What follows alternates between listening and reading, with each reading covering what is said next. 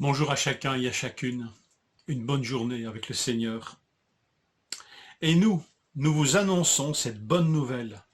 La promesse faite à nos ancêtres, Dieu l'a accomplie pour nous, leurs descendants, en ressuscitant Jésus conformément à ce qui est écrit dans le psaume 2, « Tu es mon fils, je t'ai engendré aujourd'hui ».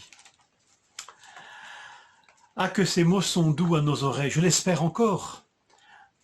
Nous vous annonçons cette bonne nouvelle. Pouvoir annoncer la bonne nouvelle à un auditoire. Mais moi, personnellement, j'en demande pas tant. Je pourrais déjà annoncer la bonne nouvelle à une seule personne. Peut-être même dans l'année qui vient, je serai, dans ce qui reste comme cette année, je serai déjà le plus heureux des hommes.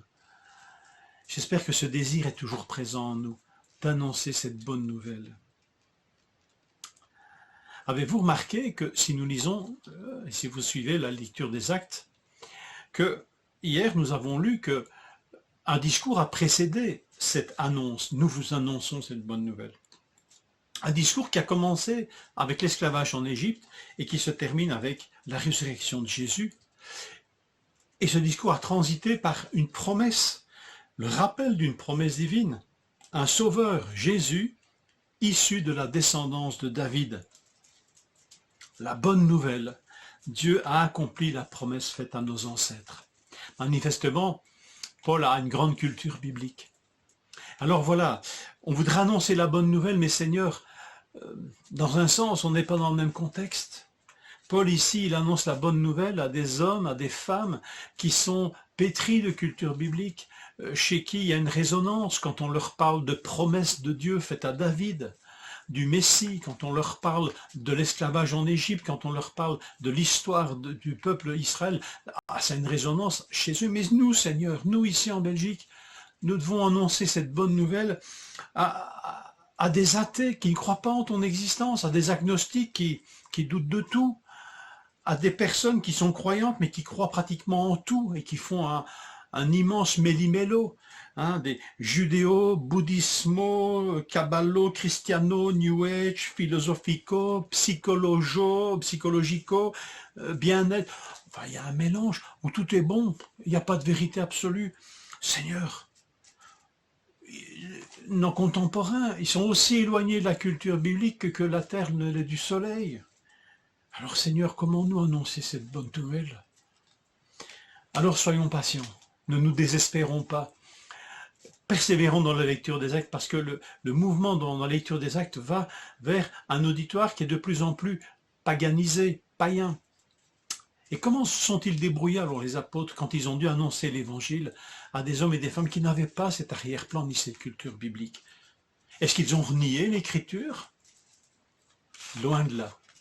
Alors, au moins empruntons le même chemin qu'eux. C'est pas parce que nos contemporains sont éloignés de la culture biblique que nous, les chrétiens, nous devons faire pareil.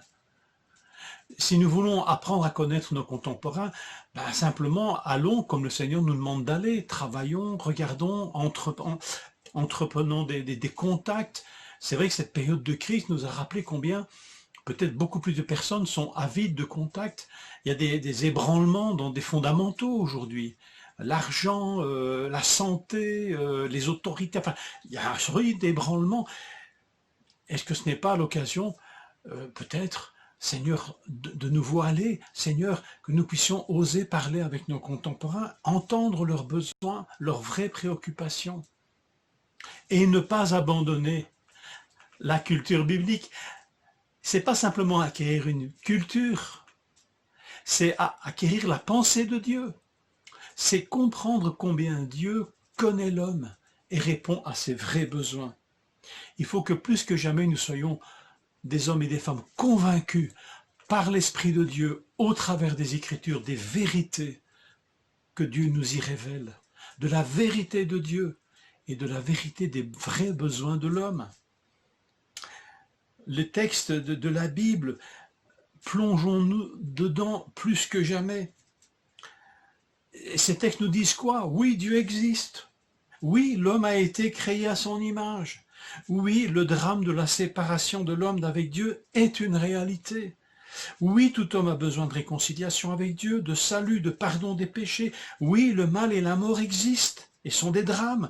Oui, Dieu veut sauver et rétablir une relation avec l'homme. Oui, Dieu a laissé dans le cœur de l'homme des préoccupations qui le transcendent et qui sont la trace de Dieu lui-même dans leur vie. Pourquoi ces questions sur le sens de la vie, la pensée de l'éternité, le bien, le mal, le bonheur? Pourquoi l'altruisme?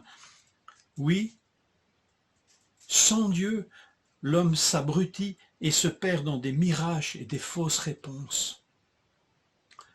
Laissons-nous convaincre, si c'est nécessaire, à nouveau, par l'Écriture sur ces grandes questions. Soyons des hommes et des femmes convaincus. Et c'est peut-être à cette condition qu'alors pourra retentir cette phrase que Paul a dit à Timothée, ce n'est pas un esprit de timidité que Dieu nous a donné. Cette timidité vient peut-être de la méconnaissance. Les choses se sont brouillées dans nos esprits et nous sommes nous-mêmes plus convaincus de ce que nous avons à partager avec nos frères, nos contemporains.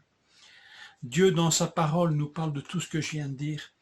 Et quand Jésus, le Fils de Dieu, le Sauveur, est accueilli dans une vie et que la vie de Dieu s'y déploie par son esprit, alors l'Écriture s'éclaire, la pensée de Dieu se dévoile et soudain, quand nous allons dans ce monde, nous nous rendons compte que Dieu dit vrai sur l'homme et ses besoins. Seigneur, je veux annoncer la bonne nouvelle. Ouvre mes yeux, mon intelligence, instruis-moi par ta parole, afin que j'acquière l'intelligence, le discernement des choses vraies. Réapprends-moi l'histoire du salut, afin que je puisse l'annoncer en témoin fidèle et authentique.